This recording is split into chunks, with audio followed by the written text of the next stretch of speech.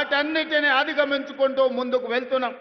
ఇవాళ మిత్రులారా, తెలంగాణ సమాజంలో 70% రైతాంగం 70% రైతాంగం కోసం ఈ 18 నెలల్లో రైతు భరోసా కావచ్చు, రైతు బీమా కావచ్చు, లేకపోతే గిట్టుబాటు ధర కావచ్చు, రైతు రుణమాఫీ కావచ్చు, ఈ రోజు రైతులకు సంబంధించిన సంక్షేమ పథకాలలో సన్న వడ్లకు 500 రూపాయల బోనస్ కావచ్చు, 18 నెలల్లో ఈ దేశంకే ఆదర్శంగా నిలబడే విధంగా రైతాంగానికి 1,04,000 కోట్ల రూపాయలు ఖర్చు పెట్టి ఈ దేశంలో రైతులను ఆత్మగౌరవంతో నిలబడే విధంగా 25,55,964 మంది రైతులకు 21,000 కోట్ల రూపాయల రైతు రుణమాఫీ చేసి రైతులకు అప్పు రుణ విముక్తిని చేసిన పార్టీ ప్రభుత్వం కాంగ్రెస్ పార్టీ, తెలంగాణ ప్రభుత్వం అని ఈ వేదిక మీద నుంచి నేను గర్వంగా చెప్పదలుచుకున్న మిత్రులారా. ఆనాడు మీకందరికీ తెలుసు, తెలంగాణ రాష్ట్రంలో రైతులు వరి వేస్తే వరి కొనుగోలు చేయక ఐకేపీ కేంద్రాలను మూత వేసి ఆనాటి ముఖ్యమంత్రి ఒక మాట అన్నాడు, ఎవరైనా రైతు వరి వేసుకుంటే మీరు ఉరి వేసుకున్నట్టే, నాకు సంబంధం లేదు, రాష్ట్ర ప్రభుత్వం వరి కొనుగోలు చెయ్యదు అని ఆనాటి ముఖ్యమంత్రి గారు చెప్పారు. కానీ ఇందిరమ్మ రాజ్యంలో ప్రజాపాలనలో మనం ప్రభుత్వం వచ్చిన వెంబడే చెప్పినాం, మీరు ఎంతైనా వరి పండించండి, చివరి గింజ వరకు కొంటాం, చివరి గింజ వరకు కొనడమే కాదు 500 రూపాయల బోనస్ ఇస్తామని ఆ ఎల్ల మాట ఇచ్చినాం. 2024-25 సంవత్సరంలో భారతదేశంలోనే అత్యధికంగా వరి పండించినాం. ఎంతయ్యా అంటే 2,80,00,000 మెట్రిక్ టన్నుల వరి ధాన్యాన్ని ఉత్పత్తి చేసి ఈ దేశానికి ఆదర్శంగా నెంబర్ 1 స్థానంలో నిలబడ్డ రాష్ట్రం తెలంగాణ రాష్ట్రం. ప్రతి గింజ మన ప్రభుత్వం ప్రజా పాలనలో కొనుగోలు చేసిందని ఈరోజు నేను గర్వంగా చెప్తున్న మిత్రులారా. అందుకే ఈనాడు రైతాంగం మొన్న జరిగిన మీరు చూసిండ్రు రైతు భరోసా కార్యక్రమం, అందరూ అనుకున్నారు గోతికాడి నక్కలాకి ఎదురు చూసిండ్రు, ఒంటె పెదాలకు నక్క ఎదురు చూసినట్టు రైతు భరోసాలో ఈ ప్రభుత్వం విఫలం చెందుతుందని ఆలోచన చేసిండ్రు.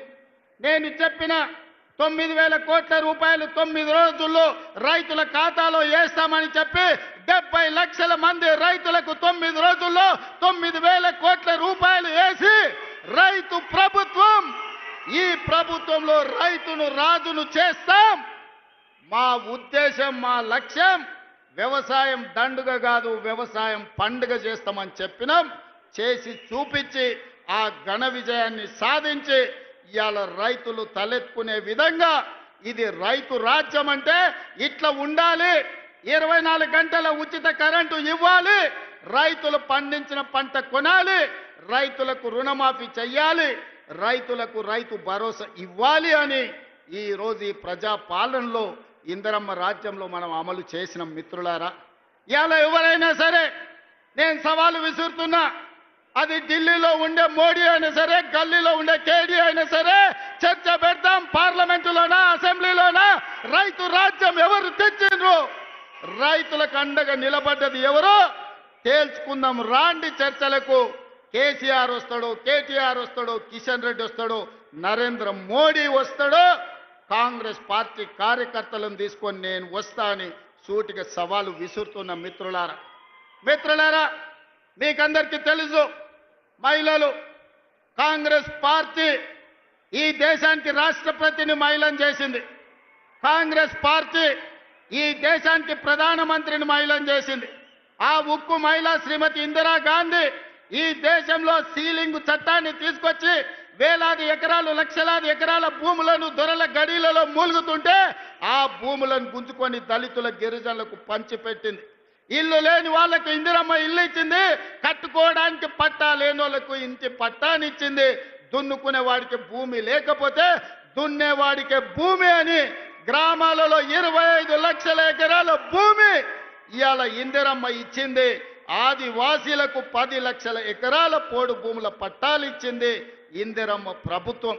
ఇవాళ పేదవాడు సొంత ఇల్లు ఉన్నా, సొంత ఇంటి స్థలం ఉన్నా, దున్నుకోవడానికి భూమి ఉంది అంటే అది ఇందిరమ్మ ఇచ్చిన భూమి, ఇందిరమ్మ ఇచ్చిన ఇల్లు పట్ట, ఇందిరమ్మ ఇచ్చిన ఇల్లు అని చెప్పి నేను ఈ సందర్భంగా తెలియజేయదలుచుకున్న మిత్రులారా ఇవాళ మీరు ఆలోచన చేయండి. ఇందిరమ్మ ఆనాడు తెచ్చిన సంక్షేమము అభివృద్ధి ఈరోజు పేదవాళ్ళ జీవితాల్లో వెలుగులను నింపింది. అందుకే ఈరోజు ఏ సంక్షేమ పథకానికైనా ఇందిరమ్మ పేరు మనం పెడుతున్నాం. హైదరాబాదు నగరంలో పేదవాళ్లకు 5 రూపాయల భోజనం పెట్టాలని, పేదవాళ్లకు కూలి పోయే వాళ్లకు పొద్దున్నే టిఫిన్ చెయ్యడానికి క్యాంటీన్లు పెట్టి ఇందిరమ్మ పేరు పెడితే ఈ తలమాచిన దద్దమ్మలు సోయిలేనోళ్ళు ఇందిరమ్మ పేరు పెడతారని ధర్నా చేసిరు. ఒక్కనొక్కని బట్టలిప్పదీసి కొడితే తప్ప ఇందిరమ్మ గొప్పతనం వాళ్ళకు అర్థం కాదు అని చెప్పి నేను ఈ సందర్భంగా తెలియజేస్తున్న మిత్రులారా. ఇవాళ మహిళలకు ఆర్టీసీలో ఉచిత ప్రయాణం దాదాపుగా 6,000 కోట్ల రూపాయలతోని ఆడబిడ్డలకు ఆర్టీసీలో ఉచిత ప్రయాణం ఇచ్చినాం. ఆర్టీసీ ఉచిత ప్రయాణమే కాదు, ఆడబిడ్డలకు 1000 బస్సులు కొనిచ్చి 1000 బస్సులు ఈరోజు ఆర్టీసీ కార్పొరేషన్కు ఆర్టీసీ బస్సుల యజమానులను ఆడబిడ్డల్ని చేసిన చరిత్ర మనది. ఒకనాడు సోలార్ వ్యాపారం, పెట్రోల్ బంకు వ్యాపారం అంటే అదాని అంబానీలది. కానీ ఇవాళ అదే సోలార్ బిజినెస్ 1000 మెగావాట్లు ఆడబిడ్డలకిచ్చి రాష్ట్ర ప్రభుత్వంతో ఒప్పందం చేసి ఇవాళ సోలార్ వ్యాపారం అదానితో పోటీ పడే విధంగా ఆడబిడ్డల్ని మన ప్రభుత్వం తీర్చిదిద్దింది. ఒకనాడు పెట్రోల్ బంకులు అంటే రిలయన్స్ అంబానీవి. కానీ ఇవాళ ఆడబిడ్డలకు జిల్లాలల్లో పెట్రోల్ బంకులు ఇచ్చి పెట్రోల్ బంకుల వ్యాపారం